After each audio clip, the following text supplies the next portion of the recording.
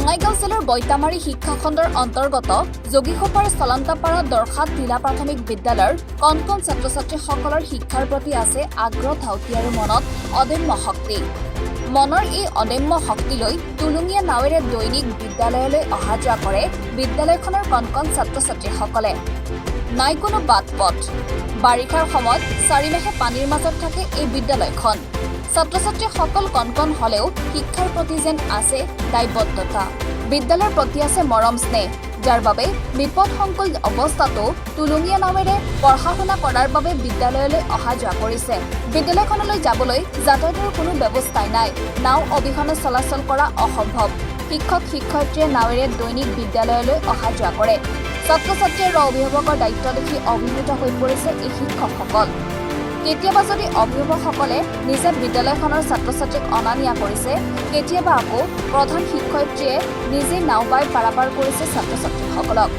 সেয়ে চৰকাৰলৈ আহ্বান জনাইছে শিক্ষক শিক্ষয়িত্ৰীয়ে যেন বিদ্যালয়লৈ অহা যোৱা কৰাৰ বাবে বাট পথ নিৰ্মাণ কৰি দিয়ে। অভিজ্ঞতা বুলি ক'ব লাগিলে দুটা অভিজ্ঞতাই আছে, কিছু তিতা কিছু মিঠা।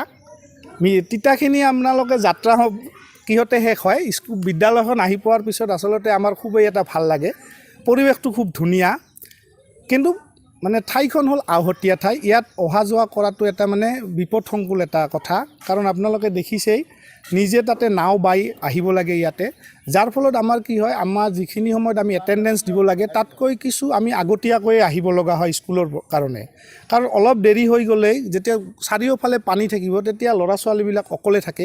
সেইটো আমাৰ এটা মানে মেইন কনচাৰ্ণ হৈ থাকে যে আমি আগতে আহি তেওঁলোকক মানে যাতে তেওঁলোকে মানে ভগৱান নকৰক কিবা এটা দুৰ্ঘটনা হৈ যায়। বিশেষকৈ বাৰিষা কালত এই ঘটনাটোৰ প্ৰতি বেছি হৈ থাকে। হয়, বাৰিষা কালত বেছি, মানে বাৰিষা কালত আচলতে স্কুলখন এটা দ্বীপৰ নিচিনা, চাৰিওফালে পানী হৈ থাকে, বাৰাণ্ডালৈকে পানী থাকে, মানে অকল স্কুলখনহে বাহিৰত থাকে। কিন্তু তথাপি মই ক'ব লাগিব যে ইয়াৰ গাঁৱৰ মানুহখিনিৰ কথা আৰু ছাত্ৰ ছাত্ৰীৰ কথা, তেওঁলোকৰ শিক্ষাৰ প্ৰতি ইমানেই আগ্ৰহ যে তেনেকুৱা বতৰতো, বিশেষকৈ বাৰিষা আৰু যেতিয়া বৰষুণ পৰি থাকে তেতিয়া নাওৰে অহাটো আপোনালোকে দেখিছে। এইবিলাক নাৱত আচলতে একো ঢাকনি নাই, খোলা নাও, তথাপি তেওঁলোকে তেনেকৈ তিতি বুৰি হ'লেও তেওঁলোকে অভিভাৱকসকলে স্কুলত বা বিদ্যালয়ত থৈ যায়।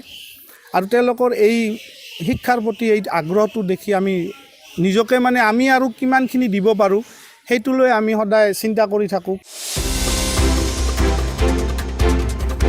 যোগীখোপাৰ পৰা জাহিৰুল ইছলামৰ ৰিপৰ্ট, এনি ভাৰত 24।